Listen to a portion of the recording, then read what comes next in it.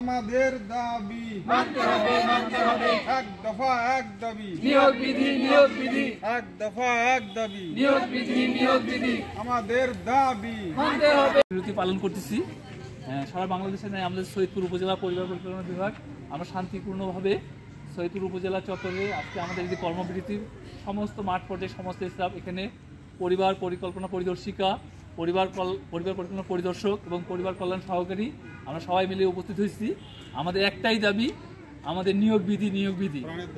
আমরা দীর্ঘ 26 বছর থেকে এই পরিবার পরিকল্পনা বিভাগে আমরা সেবা দিয়ে যাচ্ছি, কিন্তু আমাদের নিয়োগ বিধি না থাকার কারণেই আমার যে পদের আমার চাকরি করতেছি, আমার শেষ হচ্ছে, আমার সেই পদে আমি আজকে পরিবার পরিদর্শক হিসেবে যোগদান করছি, আমার চাকরি শেষ পরিবার পরিকল্পনা পরিদর্শক হিসেবেই। এটা খুবই দুঃখজনক সারা বাংলাদেশের।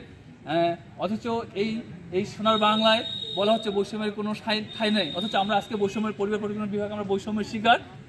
এই জন্য সারা বাংলাদেশে আমরা কর্মবিরতি পালন করতেছি। আগামীকাল ঢাকায় পরিবার পরিকল্পনা বিভাগ কর্তৃক প্রেস ব্রিফিংয়ের ব্যবস্থা করা হয়েছিল, সেখানে সাংবাদিক, প্রিন্ট মিডিয়া, টেলিভিশন সবাই উপস্থিত ছিল। এটা সারা বাংলাদেশে প্রচার করা হয়েছে। তো আজকে আমাদের এই যে বৈষম্যের আমরা শিকার, আমাদের নিয়োগ বিধি না থাকার কারণে আমরা প্রমোশন পাচ্ছি না, আমাদের যে পদে চাকরিতে যোগদান করছি সেই পদে আমরা চলে যাচ্ছি।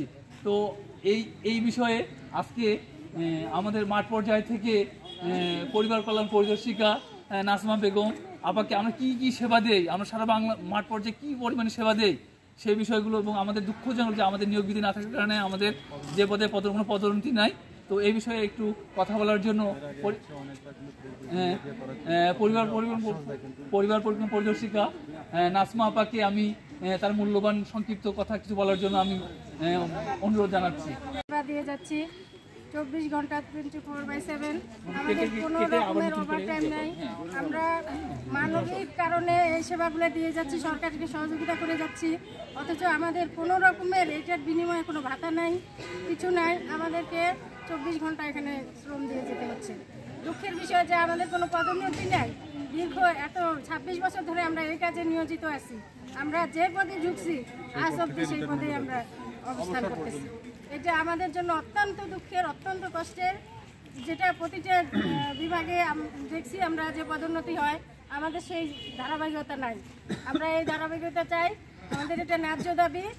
আমরা মা ও শিশুর সেবা দিয়ে যাচ্ছি, গর্ভবতী সেবা দিয়ে যাচ্ছি, প্রসবের সময় প্রসব ব্যথা নিয়ে যে মায়েরা আসতেছে আমরা সেই মায়েদেরকে সেবা দিয়ে যাচ্ছি।